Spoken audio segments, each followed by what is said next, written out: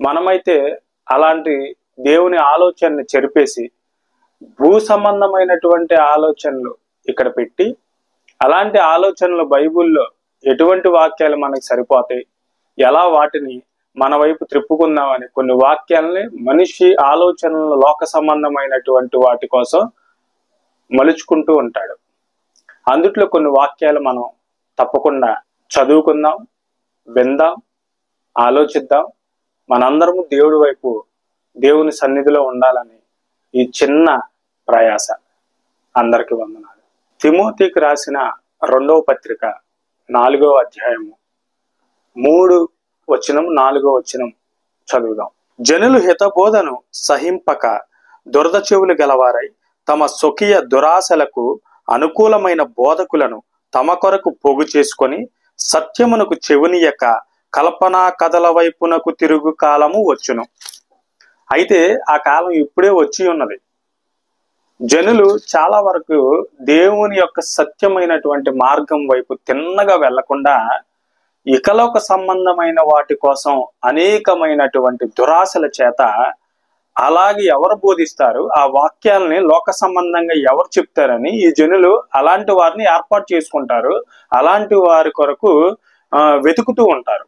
వాస్తవానికి ఏంటంటే క్రైస్తవులు అనేవాళ్ళు బైబిల్లో ఉన్నటువంటి వాక్యం ఏదైతే చెప్పబడుతుందో ఆ వాక్యం ఉన్నది ఉన్నట్లు అనుసరించేవాడే నిజమైన క్రైస్తవుడు.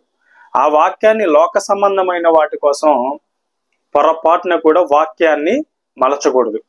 అలా మలిచేవాడే వేషధారి అని చెప్పబడుతుంది. బైబిల్ గ్రంథంలో దేవుడు గొప్ప బిరుదిచ్చాడు, దాని పేరే వేషధారి. వాస్తవికంగా ఇక్కడ ఏం తెలియపరుస్తుంది అంటే, తమ స్వకీయ దురాశల చేత ఏదైతే దురాశ అనేది మనసులో ఉందో ఆ వాక్యాన్ని అలా చక్కగా ఆ దురాశకి అంటినట్లు చెప్పే బోధకుల కోసం ఇలాంటి వారు ఎదురు చూస్తూ ఉంటారు. వేషధారులైన వారు దేవుని వాక్యాన్ని ఎందుకు అనుసరించరు అంటే వారికి కొన్ని లోపాలు ఉంటాయి. అవేంటో చూద్దాం.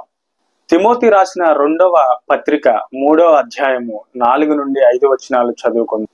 ద్రోహులు, మూర్ఖులు, గర్వాంధులు, దేవుని కంటే సుఖానుభావను ఎక్కువగా ప్రేమించువారు, పైకి భక్తి గల వారి వలె ఉండి దాని శక్తిని ఆశ్రయించిన వారినయ్యుందురు. ద్రోహులు, మూర్ఖులు, గర్వాంధులు దేవుని కంటే సుఖానుభావం ఎక్కువగా ప్రేమించే వాళ్ళు దేవుని శక్తిని కనుగొనరు, దేవుని ఆలోచనను కనుగొనరు, దేవుని వైపు చూడరు. కానీ దేవుని ఆలోచనయు శక్తియు వారు కనుగొంటున్నారని అందరిని భ్రమింపజేస్తారు. భ్రమింప చేయటమే కాకుండా వీరు సత్యమునకు లోబడక వీరు సత్యానికి విరోధంగా అబద్ధం ఆడతారు. అలాంటి వాక్యం ఒకటి ఉంది, చదువుదాం. యాకోబు రాసిన పత్రిక 3వ అధ్యాయం 14 నుంచి 17 వచనాలు చదువుదాం. అయితే మీ హృదయములలో సహింప నలని కాని మత్సరము వివాదమును ఉంచుకొనిన వారైతే అతిశయపడవద్దు.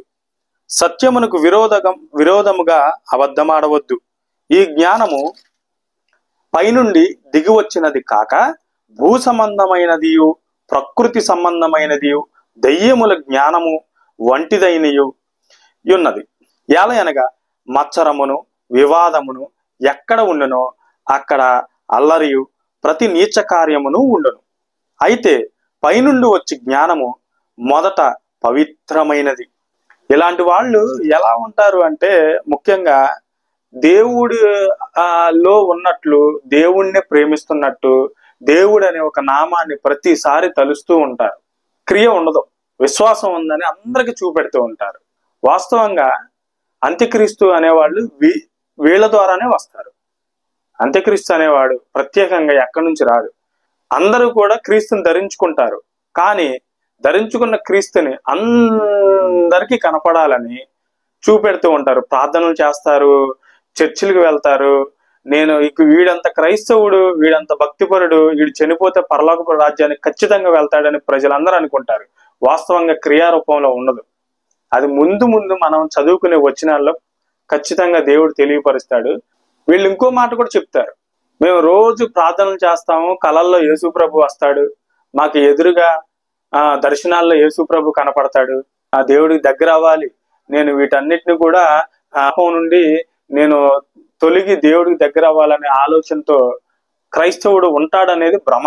ఎందుకంటే ఒకరికి ఒకడు మీ పాపాలను ఒప్పుకోమని చెప్తున్నాడు. పక్కన వాడిని ప్రేమించడమే తెలియని వాడు వీళ్ళలో ఉన్నటువంటి లోపాన్ని, ఎక్కడ నటింపు ఎక్కువైపోయింది కదా, లోపం ఎక్కడ చెప్తారు?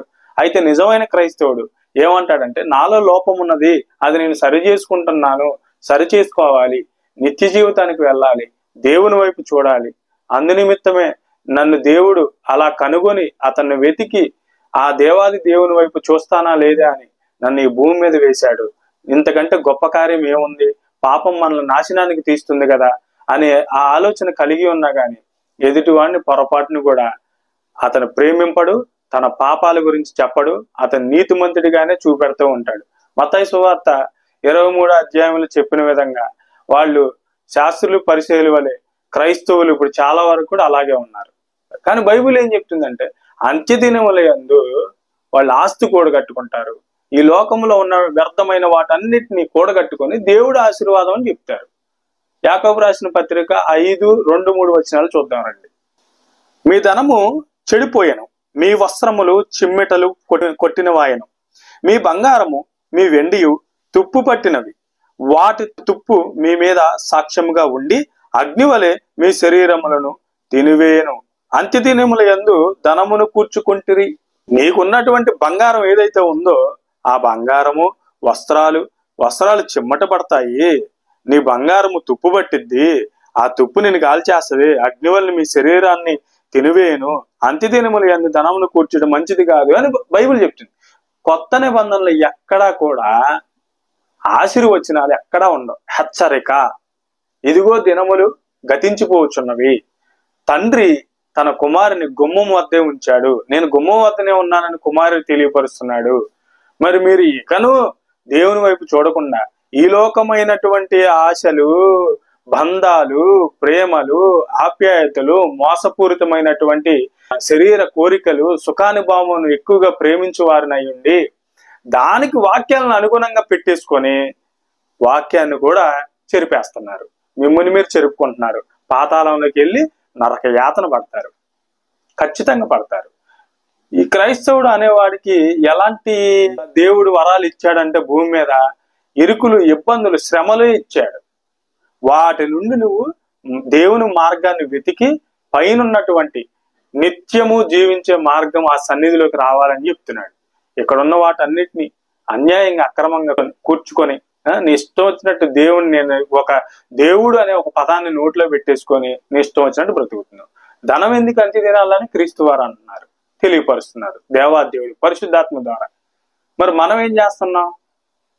ఈ ధనాన్ని, నాకు ఎంత ధనం ఉంటే అంత దేవుడు ఆశీర్వదించేశాడు, నాకు ఎంత ఆస్తులుంటే అంత దేవుడు ఆశీర్వదించేశాడు. ధనవంతుడి గురించి ఎలాంటి వాక్యాలు ఉన్నాయి? యాకోబు రాసిన పత్రికలోనే బోల్డ్ అనే వాక్యాలు ఉన్నాయి. బంగారం తుప్పయిద్ది, నీ శరీరాన్ని నాశనం చేస్తుంది, వీటి కొరకు మీరు చూడొద్దు, పైనున్న వాటిని చూడండి, కిందన్న వాటిని చూడొద్దు, అవేంటో వెతకండి అని దేవుడు చెప్తున్నాడు. ఈ వాక్యాలన్నీ మీకు తెలిసిన దైవజనులే నలుగురు మధ్యలోకి వెళ్ళినప్పుడు నేను గొప్పగా కనపడాలి కదా, నేను దేవాది దేవుని తండ్రి బిడ్డను కదా, మరి ఆ బిడ్డను నాకు అన్ని ఉండాలి కదా, అన్ని ఉంటేనే నన్ను గౌరవిస్తారు, అప్పుడు దేవుడికి మహిమ కలిగిద్ది అంటే నీకు ఏది లేకపోయినా నీ మంచి క్రియను బట్టి దేవుడిని కనపరుస్తారు. అదే బైబిల్ చెప్తుంది. నీ మెల్లో 4 గొలుసులు వేసుకొని నీ ఇష్టానుసారంగా లోకంలో ఉన్న వాటన్నిటిని పోగేసేసుకొని దేవుడు అనే బిరుదు పెట్టేస్తావు. అంత్యదినముల యందు ధనమును కూర్చుకొంటిరి అని అంటున్నాడు. ఇలాంటి వారు ఎవరో వేషధారులైన క్రైస్తవులు చేసే పని ఇది. మనకు బోల్డని అవకాశాలు ఉంటాయి. అక్రమంగా ప్రతి వ్యక్తికి ధనాన్ని కూర్చుకునే అవకాశం ప్రతి వ్యక్తికి వస్తుంది.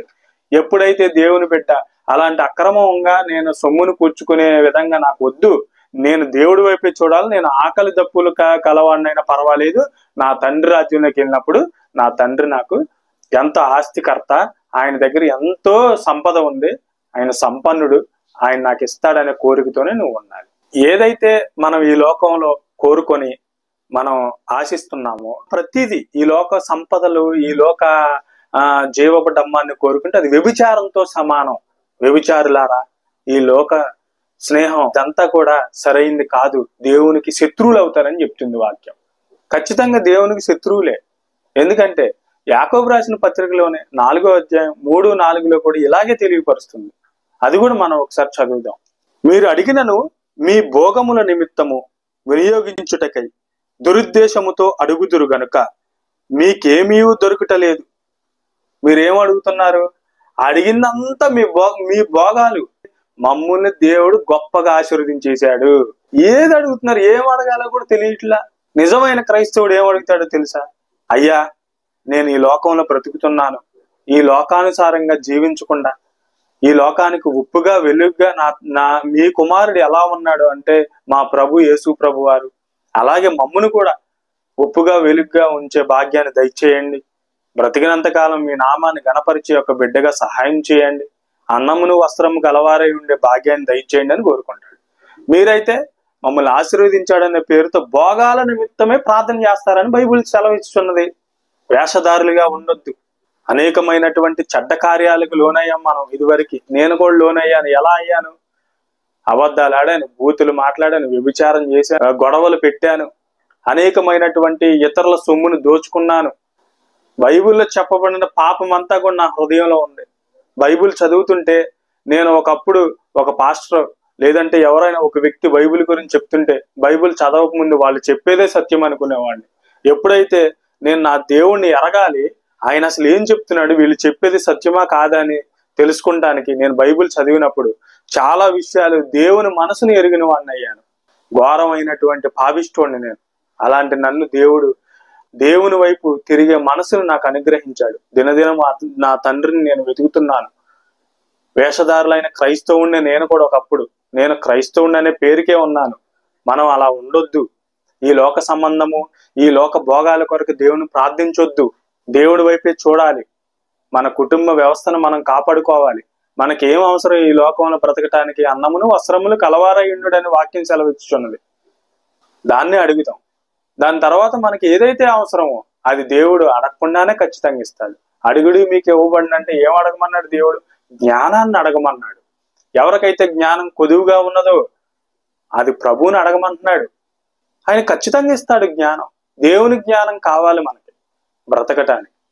క్రొత్త నిబంధనలో ధనం కూర్చుకునేవాడు అంత్య దినాల్లో దేనికి పనిచేయడు, వాడు దేవునికి శత్రువు అని సెలవిస్తుంది ఖచ్చితంగా బైబుల్. కానీ మనమైతే ఏం చేస్తున్నాం? ఖచ్చితంగా మనం చేసేది దేవుడికి విరుద్ధమైన పని.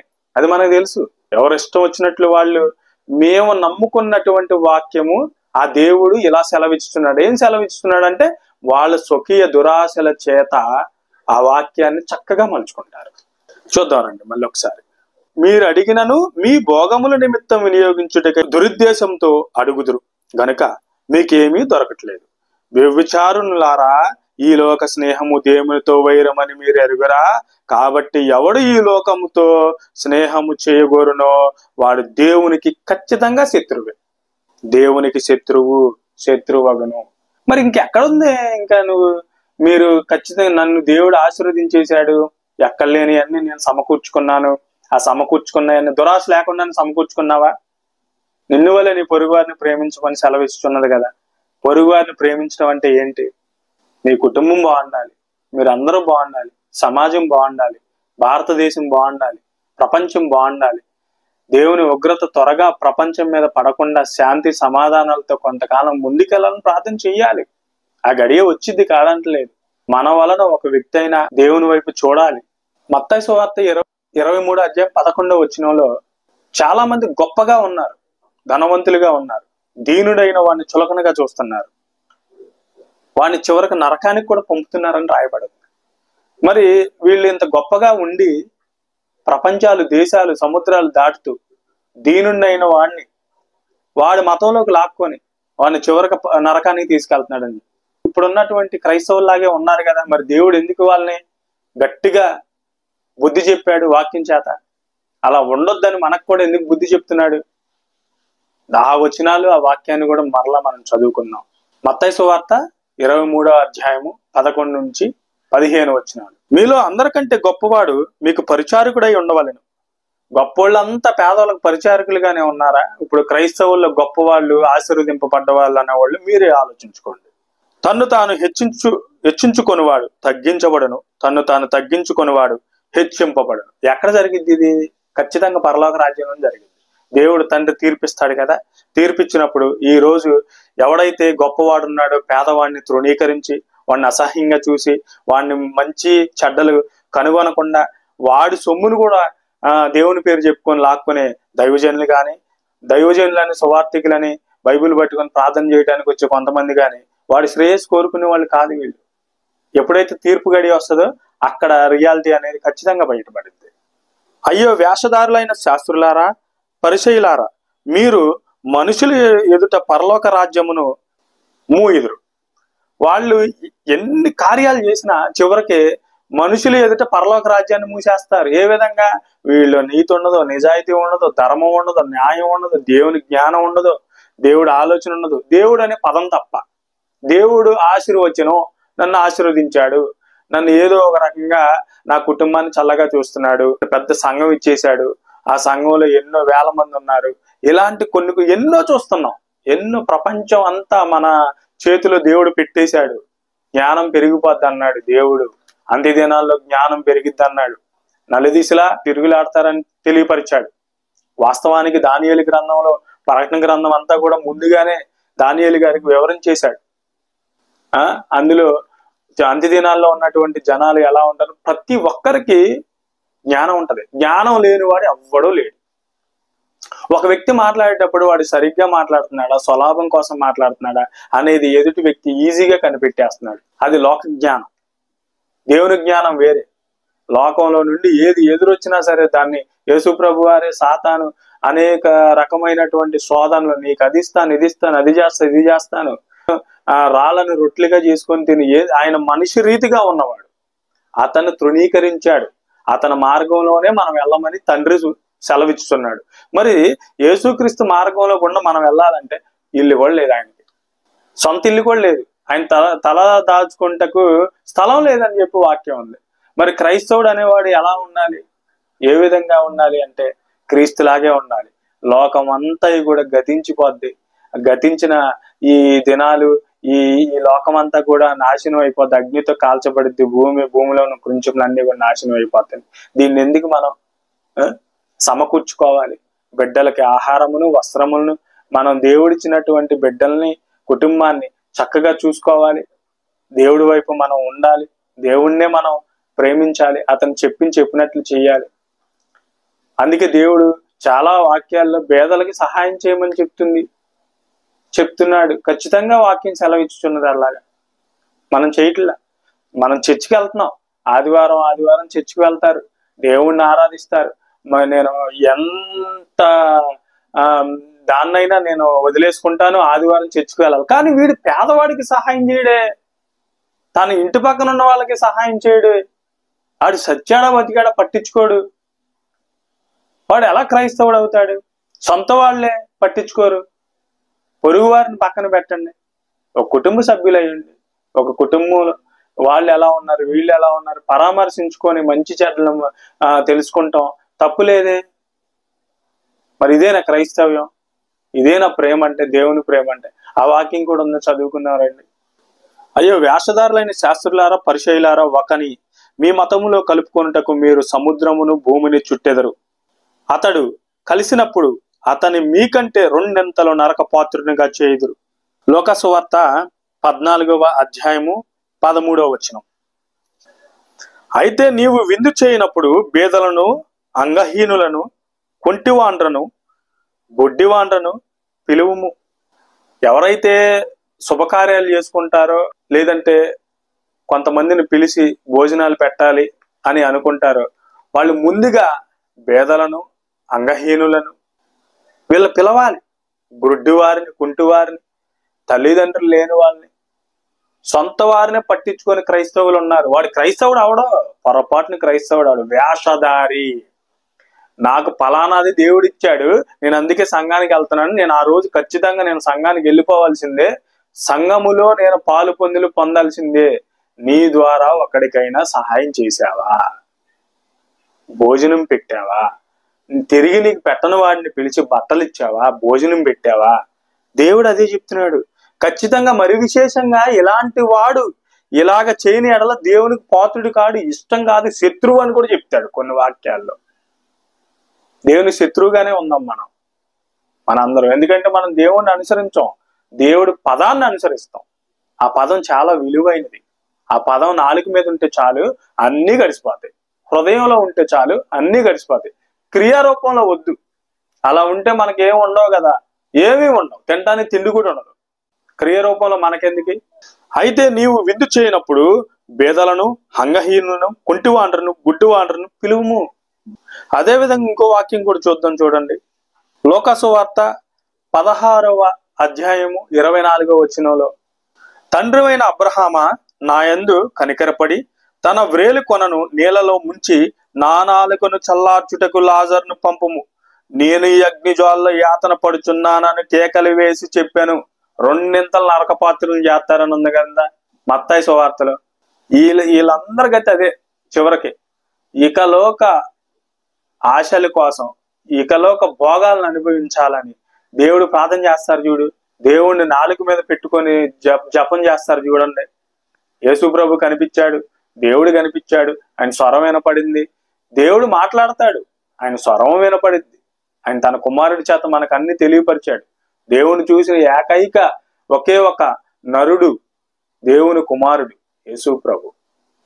మాట్లాడు అని నేను అన్నాం, ఆయన మాట్లాడతాడు. కనపడడు అని నేను అన్నాం, ఆయన ఖచ్చితంగా కనపడతాడు. వాక్య రూపంలో కానీ ఆయన మనం ఆయన క్రియను అనుసరిస్తూ, ఆయన వాక్యాలను అనుసరిస్తూ ముందుకెళ్ళేటప్పుడు ఆయన మనకి చక్కగా కనిపిస్తాడు వాక్య రూపంలో. మరి ఇక్కడైతే ఏం సెలవిస్తున్నది? ఎవరైతే ఇకలోక సంబంధమైన వాటి కొరకు వేషధారులైన క్రైస్తవులుగా ఉండి ఇకలోక భోగాల కొరకు ప్రార్థనలు చేసి, నాకు దేవుడు ఆశీర్వచనాలు ఇచ్చాడు, అవన్నీ ఇచ్చాడు, అంత్యదినాల్లో ధనాన్ని కూర్చుకున్నాను, నాకేంటని చెప్పి ఆలోచించే వాళ్ళందరూ కూడా చివరికి ఏమైందంటే, నా యందు కనికరపడి, కనికరం చూపెట్టమంటున్నాడు. తన వేలు కొనను, చివరి వేలు కొనను ముంచి ఒక నీటి బిందువునైనా నా నాలుగు మీద వేయమనయ్యా, నాకు అది చాలు, ఇక్కడ నేను యాతన పడుతున్నాను. ఇవన్నీ మనకు తెలుసు, నేను కొత్తగా ఏం చెప్పవసరం లేదు. అయినా కానీ మనం ఆశీర్వచనాలు. దేవుడు వేషధారిగా ఉండే వాళ్ళందరి యొక్క బహిరంగంగా పెద్ద సినిమా చూపెట్టేస్తాడు వీళ్ళ గురించి. అప్పుడు రొమ్ములు గుద్దుకున్నా, ఏడ్చినా, బాధపడినా ఏమి ప్రయోజనం లేదు సహోదరుడా. ఖచ్చితంగా అది ఎంతో ఘోరమైంది. అదేదో ఇక్కడే పడదాం, ఒక 20-30 సంవత్సరాలు యాతన పడదాం, బాధలు పడదాం, చింతిద్దాం, ఏడుద్దాం. మనకి ఏమి లేకపోయినా దేవుణ్ణి, ఆయన్ని స్మరించుకుంటూ ఆయన క్రియలు చేస్తూ ముందుకు వెళ్దాం. నువ్వు చెప్తున్నావు కదా, మాకు చెప్తున్నావు కదా, నువ్వు చేస్తున్నావా లేదని ఆలోచిస్తారేమో. ఒక వ్యక్తి ఎప్పుడైనా దేవుని గురించి చెప్పాలి అని నిశ్చయించుకున్నప్పుడు వాడి ఉద్దేశం ఒక మనిషిని సంగతిని ఆత్మకే గాని మరి ఒక ఆత్మకి తెలియవని ఉంది. ఇది ఓన్లీ వేషధారులైన గురించి, వారి గురించి తెలియపరుస్తున్నాను. నా హృదయంలో చెడు తలంపులు, చెడు ఆలోచనలు, దేవుని పట్ల ప్రేమ, ఇలాంటి చిత్తశుద్ధి లేకపోతే నా దేవుడు వారి ముందు, ఎవరైతే నీతిమంతులు ఉంటారో వారి ముందు కూడా నా సినిమా చూపెడతాడు. ఖచ్చితంగా తెలుసు. దేవుని కోపానికి నేను లోనయ్యే కంటే దేవుని ప్రేమను హత్తుకుంటమే మంచిది. కొద్ది కాలమే దేవుడు చెప్తున్నాడు, 1000 సంవత్సరాలు ఒక దినముగా, ఒక దినము 1000 సంవత్సరాలుగా ఉంది. ఒక క్షణం, ఈ క్షణం దేవుడు నన్ను తీసుకెళ్లిపోతే నేను నరకానికి పాత్రుడిని అయిపోతాను. మీ అందరి పట్ల నేను చెప్పిందంతా వ్యర్థం అయిపోద్ది. నన్ను నేను మార్చుకుంటా, నేను దేవుడి వైపు చూస్తున్నాను. మీరు కూడా వేషధారులుగా ఉంటే, నీవు చెప్పేంత గొప్పోడు కాదు అనకుండా ఒకసారి బైబిల్ వాక్యాన్ని మనం తెరిచి చూసి ఆ వాక్యానుసారంగా దేవుడి వైపు చూద్దాం అని నా ఆలోచన. పేతురు రాసిన పత్రిక 2వ అధ్యాయం 1-5 వచనాలు చదువుకుందాం. నిజంగా మనం ఏ విధంగా ఉండాలి అనేది దేవుడు అక్కడ తెలియపరుస్తాడు. ఆత్మ సంబంధమైన మందిరంగా కట్టబడాలని తెలియపరుస్తాడు. ఆ వాక్యాన్ని కూడా మనం చదువుకుందాం. పేతురు రాసిన మొదటి పత్రిక 2వ అధ్యాయం 1-5 వచనాలు చదువుకుందాం. ప్రభువు దయాళుడని మీరు రుచి చూసిన ఉన్న ఎడల సమస్తమైన దుష్టత్వమును, సమస్తమైన కపటమును, వేషధారణను, అసూయను, సమస్త దూషణ మాటలను మాని క్రొత్తగా జన్మించిన శిశువును పోలిన వారై నిర్మలమైన వాక్యమును పాల వలన రక్షణ విషయములలో ఎదుగు నిమిత్తము ఆ పాలను ఆపేక్షించుడి. మనుషుల చేత విసర్జింపబడినను దేవుని దృష్టికి ఏర్పరచబడినది అమూల్యమును సజీవమైన రాయియగు ప్రభువునొద్దకు వచ్చిన వారై యేసుక్రీస్తు ద్వారా దేవునికి అనుకూలములకు ఆత్మ సంబంధమైన బలులు అర్పించుటకును పరిశుద్ధ యాజకులుగా ఉండుటకునట్లు మీరును సజీవమైన రాళ్ల వలె నుండి ఆత్మ సంబంధమైన మందిరముగా కట్టబడుచున్నారు. ఇక్కడ ఏం జరుగుతుందంటే, ప్రభు దయాళుడని మీరు చూచి ఉన్న ఎడల సమస్తమైన దుష్టత్వమును, సమస్తమైన కపటమును, వేషధారణను, అసూయను, సమస్త దూషణ మాటలను మాని క్రొత్తగా జన్మించిన శిశువు వలె పోలిన వారు నిర్మల హృదయం కలిగిన వారు. ఎవరో మనం ఏమి అంటే క్రైస్తవుడు, నిజమైన క్రైస్తవుడికి ఉండాల్సినటువంటి లక్షణాలు ఏమి వదులుకుంటే నిజమైన క్రైస్తవుడు అవుతాడు అని తెలియపరుస్తున్నాడు దేవుడు. ప్రభువు దయాళుడు, నా ప్రభువు దయాళుడు, నా తండ్రి కుమారుడు ఆయన ప్రభువు, నన్ను ఏలేవాడు, నా తండ్రి వద్దకి తీసుకెళ్లేవాడు, దయామయుడు, కరుణామయుడు. రుచి చూచి ఉన్న ఎడల మనం ఒకసారి ఆయన వాక్యాన్ని చూసి, ఆయన యొక్క జీవితాన్ని చూసి, ఆయన యొక్క పద్ధతిని, ఆయన యొక్క స్థితిగతులను చూసి, ఆయన మార్గమును చూసిన ఎడల సమస్తమైన దుష్టత్వమును, సమస్తమైన కపటమును, వేషధారను, అసూయ, సమస్త దూషణ మాటలను మాని క్రొత్తగా జన్మించిన వారవుతారని చెప్తుంది బైబిల్. నిజంగా అవన్నీ మానాలి కదా. క్రొత్తగా జన్మించిన శిశువు, ఒక పాపని, ఒక బాబుని చూడండి ఎంత ఆనందంగా ఆడుకుంటారు. పిల్లల్ని చూడండి ఎంత సంతోషంగా ఉంటారు. వాళ్ళకి ఏం చేస్తారో వాళ్ళకే తెలియదు, మంచి చెడులు తెలియవు. మనం కూడా అలాగే ఉండాలి. మనం మంచి చెడులు ఎరిగిన వారమయ్యి, దేవుని దయాళత్వముని ఎరిగిన వారమయ్యి ఆయన మార్గాన్ని అనుసరించి వెళ్ళాలి. కానీ పిల్లల వలె ఉంటేనే పరలోక ప్రవేశం అని చెప్పబడుతున్నది కదా. ఆ వాక్యం కూడా మనం చదివాం కదా. చివరిగా ఇంకో వాక్యాన్ని చదువుకొని మనం ముందుకు వెళదాం. దేవుని బోధన అనుసరించాలంటే ముందు శక్తి ఉండాలి, దేవుని ప్రేమ ఉండాలి. ఇవి లేనిది ఆయన బోధన మనం తెలుసుకోలేము, వాటిని అనుసరించలేము. అదే దేవుని వాక్యం తెలియపరుస్తుంది. దాన్ని కూడా చదువుకుందాం. చదువుకొని ఒకసారి మన హృదయంలో పెట్టుకొని మనం అలా ఉన్నామో లేదో పరీక్షించుకుందాం. తిమోతికి రాసిన 2వ పత్రిక 1వ అధ్యాయము 7వ వచనము ఒకసారి చదువుకుందాం. దేవుడు మనకు శక్తియు, ప్రేమయు, ఇంద్రియ నిగ్రహమును గల ఆత్మనే ఇచ్చను గాని పిరుగుతనము గల ఆత్మనియలేదు. దేవుడు శక్తి, ప్రేమ, ఇంద్రియ నిగ్రహము గల ఆత్మనే ఇచ్చను గాని పిరుగుతనం ఆత్మ మనకి ఇవ్వాల. ఎక్కడైనా సరే ధైర్యంగా దేవుని గురించి, సత్యమైన దేవుని గురించి, జీవం గల దేవుని గురించి బోధించాలి. నేను కూడా కొంతమంది విగ్రహారాధన చేయుచుండగా చూసి నా ఆత్మ అంతా, నా హృదయం అంతా పరితపించిపోతే నేను అక్కడ చెప్పాలి అని.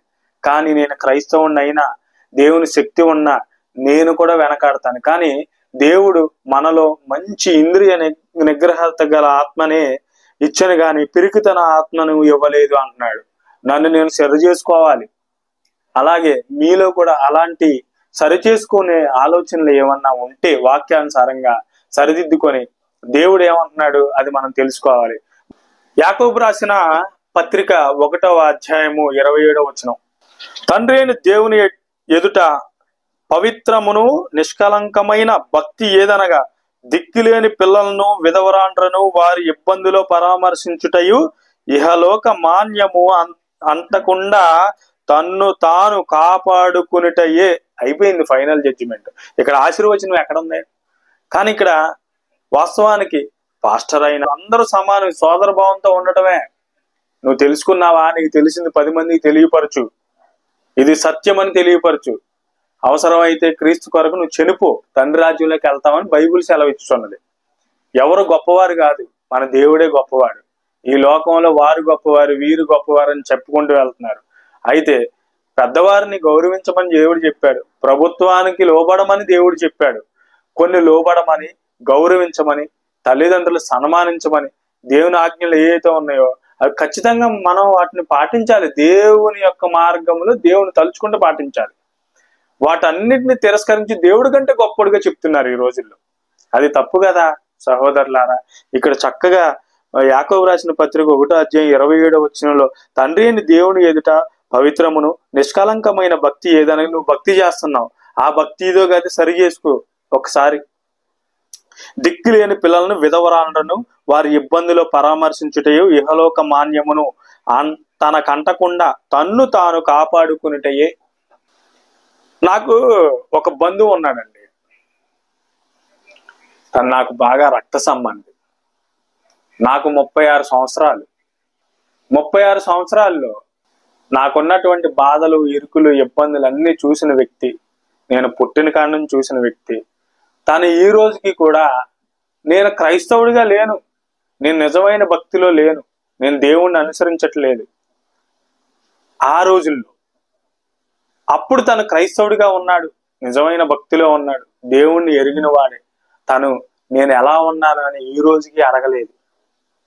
వాళ్ళు నిజమైన భక్తి చేస్తున్నట్లేనా ఈ వాక్య ప్రకారంగా? వాస్తవానికి మనం అందరం కూడా దిక్కులేని వాళ్ళని, విధవరాలని ప్రేమించాలి, వాళ్ళ అవసరతలు తీర్చాలి. అదే నిజమైన భక్తి అని వాక్యం చెప్తుంది. మనల్ని మనం సరి చేసుకుందాం, మనల్ని మనం దేవుని వైపు చూద్దాం, ఆయన వైపు చూస్తూ మనల్ని సరి చేసుకుంటూ ఈ లోక సంబంధమైన వాటి కొరకు పారుకులాడకుండా దేవుని వైపే చూస్తూ ఒకరి పాపాలు ఒకరు చెప్పుకుంటూ వాటిని విసర్జించి దేవుని వైపు చూడాలని దేవుడి వాక్యం సెలవిచ్చున్నది. అది నేను తెలుసుకొని మీకు తెలియపరుస్తున్నాను. నేను గొప్పవాడిని కాదు, ఈ భూమి మీద ఎవడు గొప్పవాడు కాదు, మనందరం సమానమే, సోదర భావస్థులమే. మనం దేవుడి వైపు చూద్దాం. మనలో ఎటువంటి కుళ్ళు కుతంత్రాలు, ఎటువంటి విభేదం పెట్టుకోకుండా మనందరం ఒకరు ప్రేమించుకుందాం, మన మనసులో మార్చుకుందాం. అందరికి వందనాలు.